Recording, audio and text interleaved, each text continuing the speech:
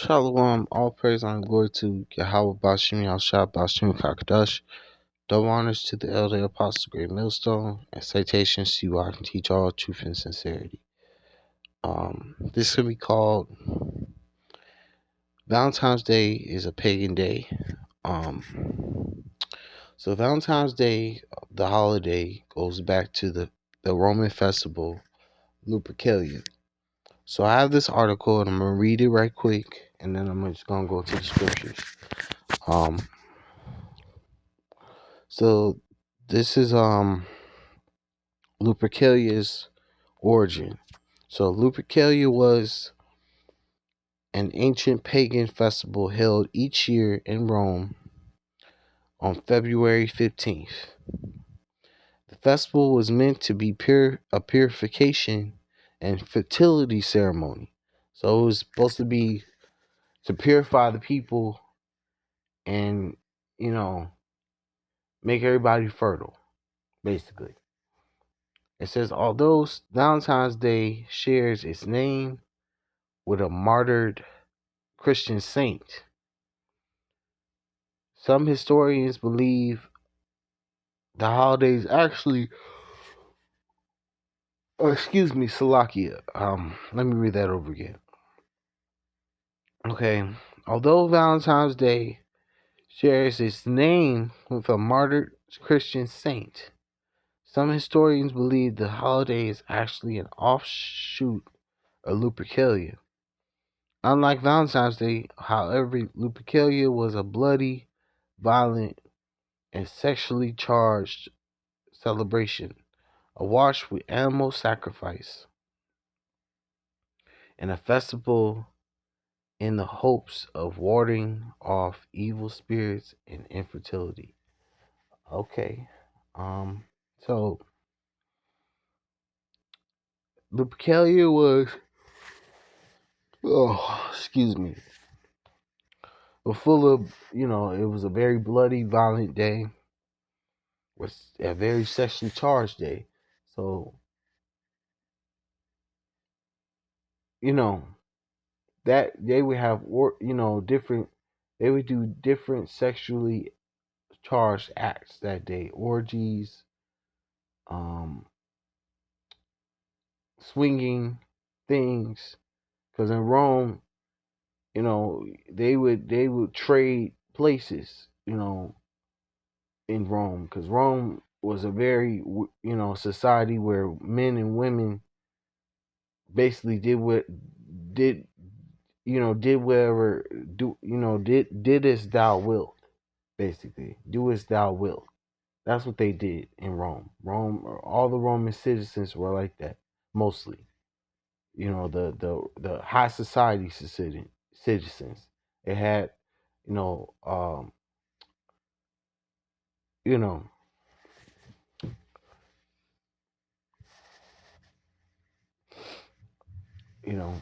you know, a lot of people, they would do that to the slaves too. They would have the slaves sleep with, um, slaves would do things against their will where they would sleep with the same sex, um, against their will. If they were commanded by their, dominance, they would have to do it, even if they had a significant other. They're in slavery, they would have to do whatever their dominance commanded them to do. Um, from my understanding is, you know, but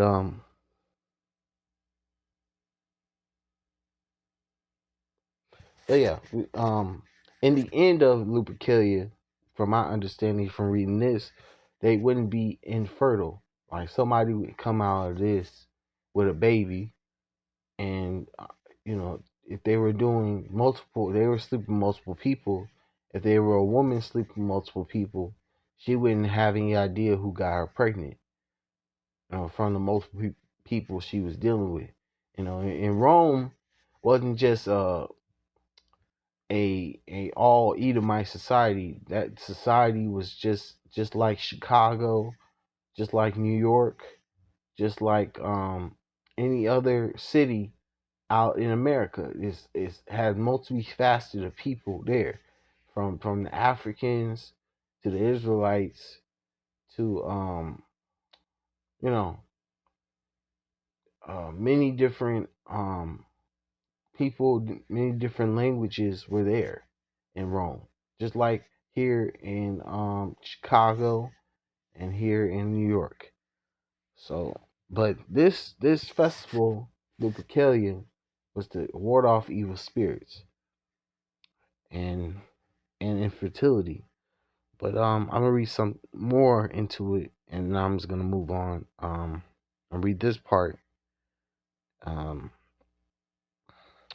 from Lupercalia to Valentine's Day, starting in the 4th century AD, Christian leaders in Rome sought to outlaw pagan worship and rituals.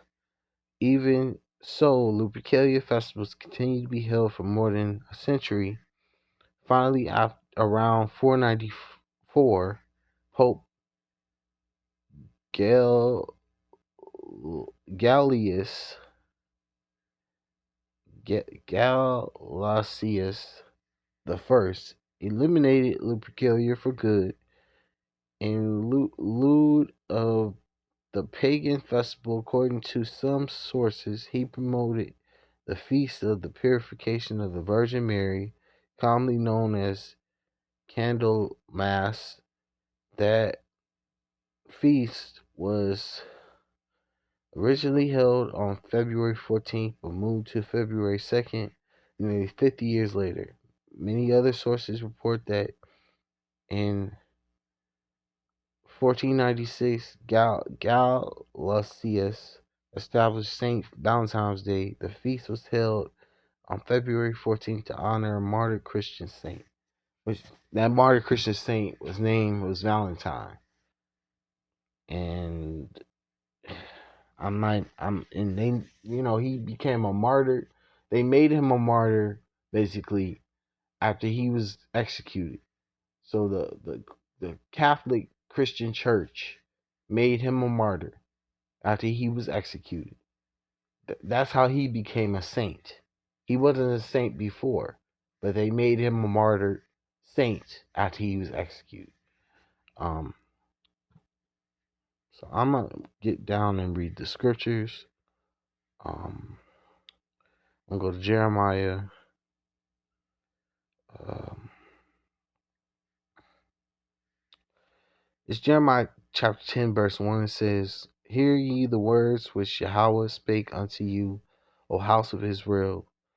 Uh, Thus saith Yahweh, learn not the way of the heathen, and be not dismayed at the signs of heaven, for the heathen are dismayed at them." Yeah, because we're not supposed to learn the way of the heathens. We have our holy days, which is Passover, Pentecost, um, Feast of Tabernacles, Hanukkah, Purim. We have many, many high holy days that are honored by Yahweh Bashim Yahushai that we're supposed to celebrate. We're not supposed to honor and follow the ways of the heathen, because the heathens will, their ways have all paganism mixed in. Have paganism, their pagan holidays that they celebrate, and paganism is a part of the holidays that they celebrate, especially Halloween, especially Christmas, especially Thanksgivings, you know, Mother's Day, Father's Day, um, 4th of July, you know, all these different holidays here. They don't have nothing to do with our salvation, our deliverance, our independence. All it has to do with is um, building and keeping this economy afloat. That's why they keep promoting these holidays. It's all a money grab. It's all about keeping this economy afloat. When the shopping in the stores, um, you know, shopping in general, each holiday. So is to keep this economy afloat, to keep it flowing, keep the money flowing in the economy. It's not about the holiday. It's not even about the people that you're giving, celebration to.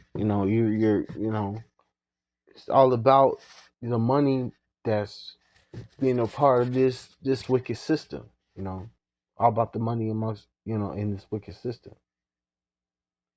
Um, it has nothing to do with the holiday in general, especially Christmas. Christmas, um, people going out and shopping nonstop on that holiday will give this economy some revenue and some money.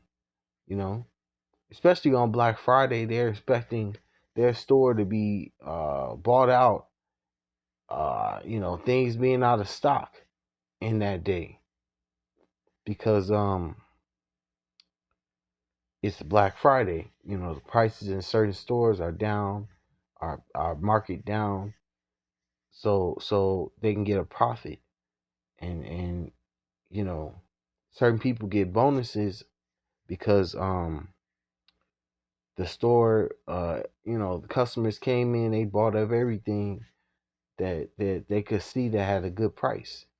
But not to completely go off topic, I'm gonna go to Judges chapter 5 verse 11. It says, this is Judges chapter 5 verse 11. It says, they that are delivered from the noise of archers in the place of drawing water, there shall they rehearse the righteous acts um, of Yahweh, even the righteous acts towards the inhabitants of the village in Israel. Then shall the people of Yahweh go down to the gates. Because we're in captivity, where we've been scattered throughout the four corners of the earth. We're rehearsing the righteous acts. Following the law, statutes, commandments to the best of our ability, following our holy days to the best of our ability. Being captives under our oppressors. I move on. I'm gonna go to Deuteronomy 16 verse 16. It says, 3 times in a year shall all thy males appear before Yahweh thy power in the place which he shall choose in the feast of unleavened bread. So the feast of unleavened bread, that's around Passover. That's Passover. And you gotta eat unleavened bread for 7 days. From Passover night to the end of the next week. Until that next because Passover is gonna be on Wednesday this week of this year. So from the first Wednesday to the seventh to the next Wednesday, I have to not eat unleavened. I have to eat unleavened bread um, for 7 days to the best of my ability because we are in captivity. So I got to make sure whatever I consume has no leaven in it. You know, it says in the feast of unleavened bread, and in the feast of weeks, and in the feast of tabernacles, and they shall not appear before Yahweh empty. So I gotta bring a bottle of wine to Passover. I gotta bring a certain thing to these different high holy days. I can't appear before the Lord with empty hands, bringing just myself on that day. Um, I'm going to Exodus because we're not supposed to have any other gods before us. So this Exodus chapter 20 verse 3, it says, "Thou shalt have no other gods before me." So we're not supposed to bow down to any other power besides Yahweh Bashem Yahushai. He's the only living power. These all the other idols of the nations are idols. They have no power. Um, us celebrating these holidays, that's idol worship. That's idolatry. From my understanding. Um, and I'm going to Colossians chapter 2 verse 8. It's Colossians chapter 2 verse 8 says, "Beware, excuse me, lest any man spoil you through philosophy and vain deceit, after the traditions of men, after the rudiments of the world and not after Hamashiach. And we're supposed to be, beware, be circumspect, have understanding of these scriptures, because these people, these wicked men, could persuade you after this wicked, the ways of this wicked world, and not after Hamashiach. You know, um, especially these pastors in these wicked churches. They try to trip you up, uh, from your understanding of these scriptures. You'll try to trip you up in your own wisdom, knowledge, understanding of these scriptures. Try to twist your own intelligence and confidence in these scriptures. You know, when if you understand these scriptures, you read the scriptures, you are well taught in the scriptures. Nobody who is not well taught in scriptures is going to be able to come and trip you and trick you out of your understanding and debunk you, um, from the right way, which is following, Yahweh Shai's example, and understanding that, um, we have to, you know, we have to,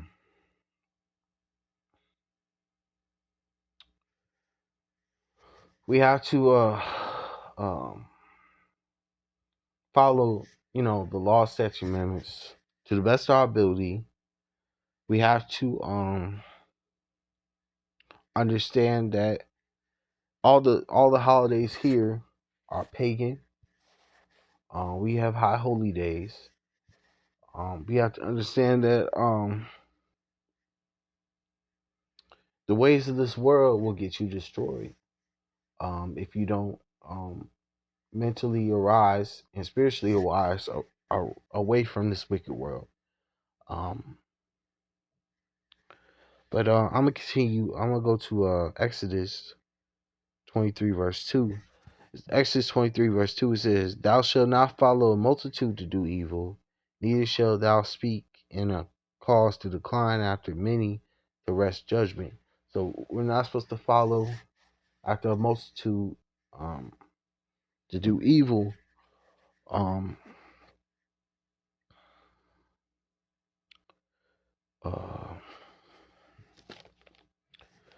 uh,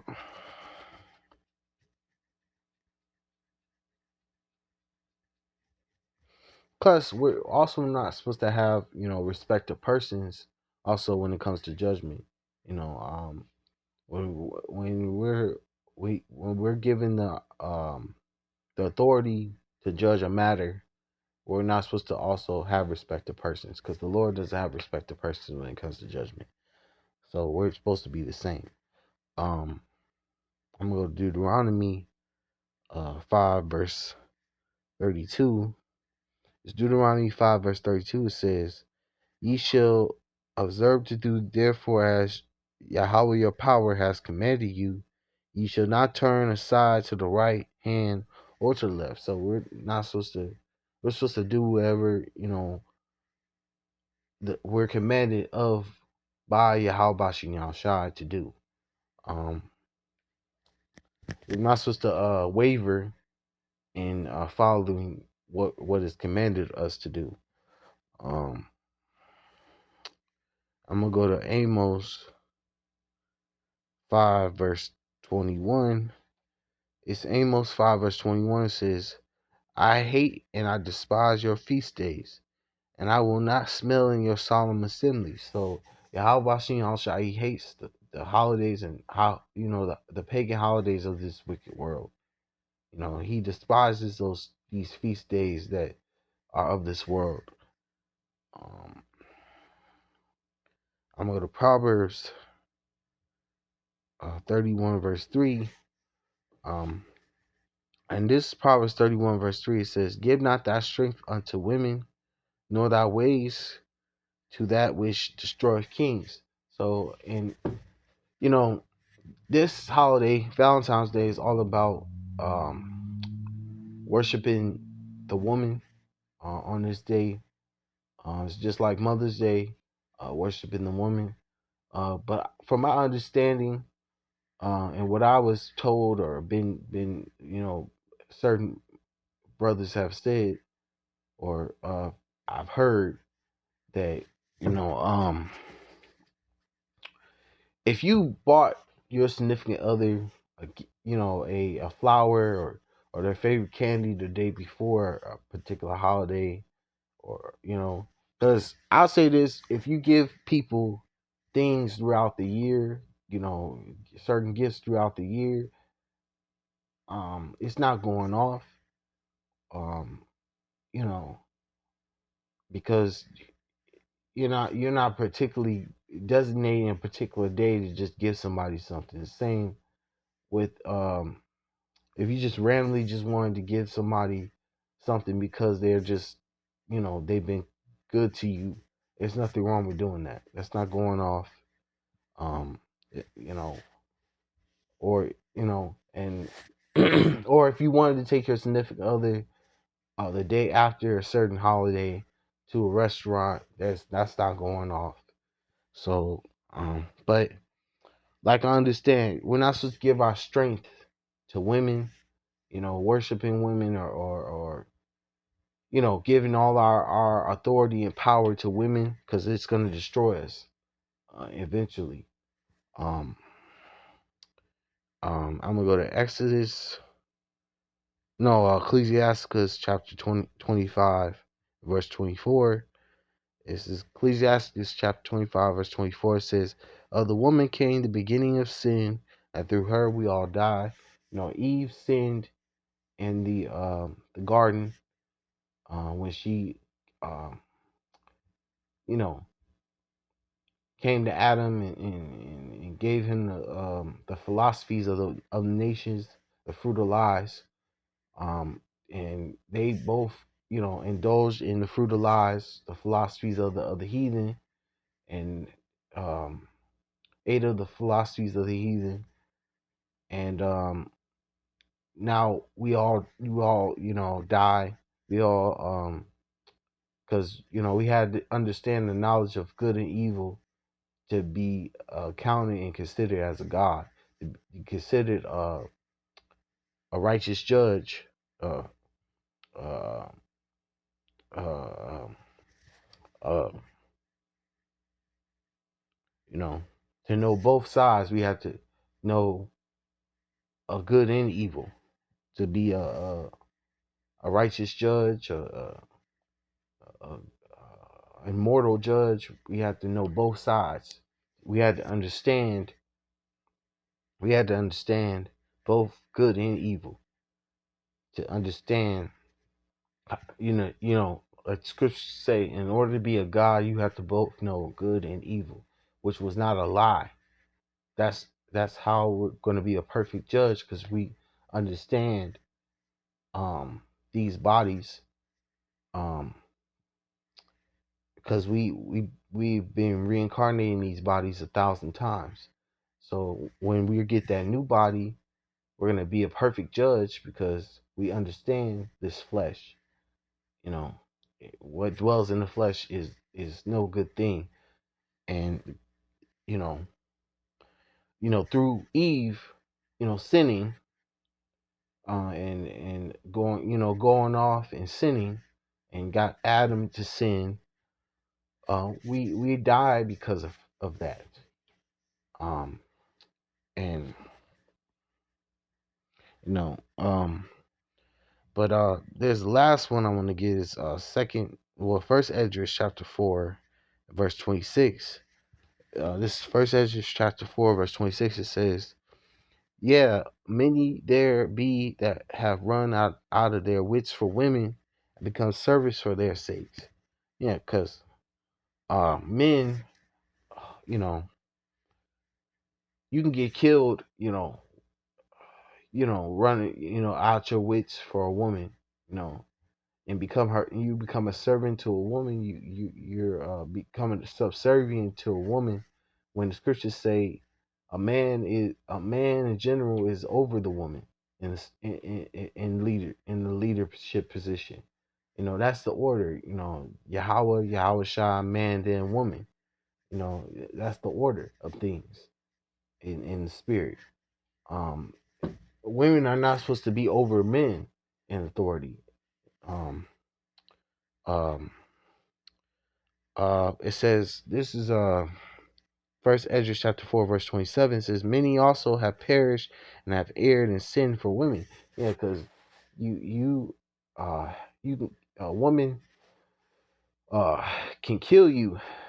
You can end up being killed over a woman. My grandfather, um, you know, he was murdered in '89 because he had a woman in his house that she was carrying around a gun. She planned his death. I believe she was an Edomite woman. She planned his death. Um, and she was living in his house. I believe she was a tenant. She was living in his house, uh, probably paying rent to him. And she ended up killing him because he decided to let this wicked woman inside his house, and she planned his death. And when I read that scripture, it reminds me of him because he decided to allow this, the enemy in his house, and not, being circumspect. He ended up being dead, um, from the situation. He got judged, by the Lord through the situation, not being circumspect, not being cautious, not making sure that if something do happen, he has a way to prevent him from dying. But you know, the Lord judged my grandfather for a reason. I don't know the reason, but I understand it's all the Lord's judgment. He perished. The scriptures say who perished being innocent, where the righteous cut off. But anyway, but not to go off topic, I'm gonna end it right here. I'm gonna say all praise and glory to Yahweh Bashim Yahshua Bashim Kakadash. Double honors to the elder apostle Great Millstone, and citations to you. I can teach all truth, sincerity, and shalom.